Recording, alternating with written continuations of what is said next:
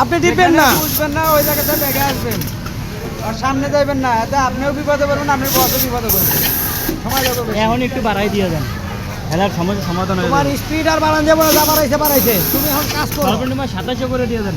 সর্বনিম্ন যা আছে তা করো। এই স্পিড করে করে মেশিনটা এতক্ষণ বন্ধ রাখছো, কি লাভ হয়েছে ভাই?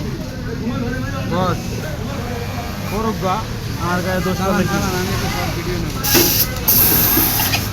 আরেকটু স্পিডে বাড়াই দিয়ে দেন।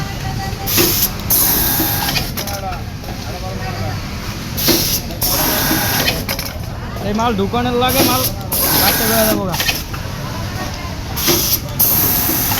আরেকটু বাড়াই দিয়ে দেন।